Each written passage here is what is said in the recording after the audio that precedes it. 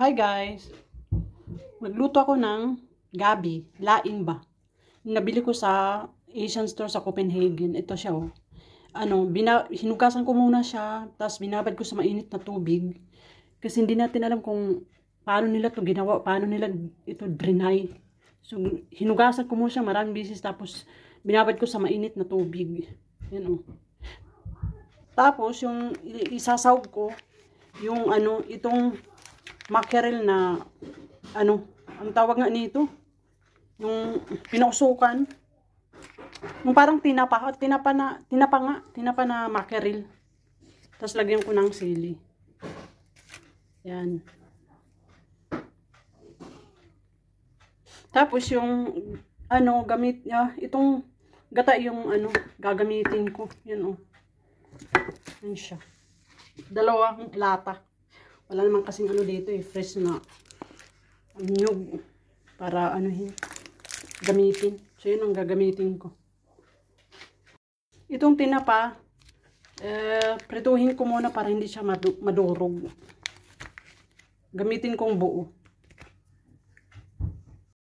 Ito na yung gabi guys. Pakukuloyin ko muna sa tubig. Nilagyan ko ng loya, sibuyas, asin lang muna. Hanggang lumambot siya, yung dahon, bago ko ilagay yung gata. Kasi matigas to na dry. Hindi katulad yung fresh. Ngayon, ilalagay ko yung isang latang gata para kumapit yung gata sa dahon. Hanggang matuyo siya. Tapos, mamaya, ilalagay ko yung last na gata. Ito na guys, dry na siya oh. Medyo malambot na. Tapos lalagay ko yung last na gata. Pero lalagay ko muna ito.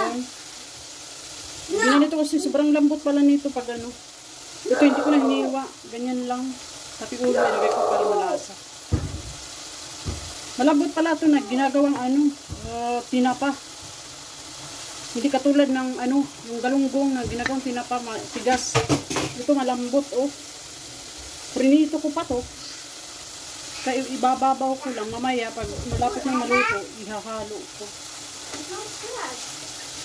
Para malasa siya.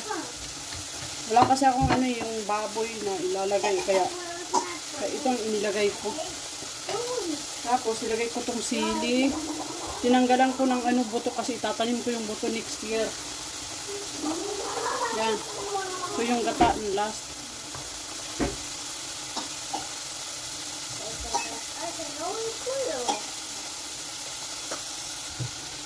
Pahaluin ko ng konti para yung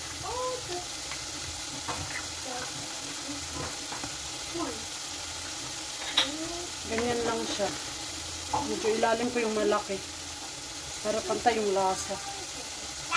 Kasi pag hinalo-halo ko, tapos lalagyan ko siya ng magic sarap. Konti lang. Ganyan lang. Luto na yung gabi ko guys. Yan oh.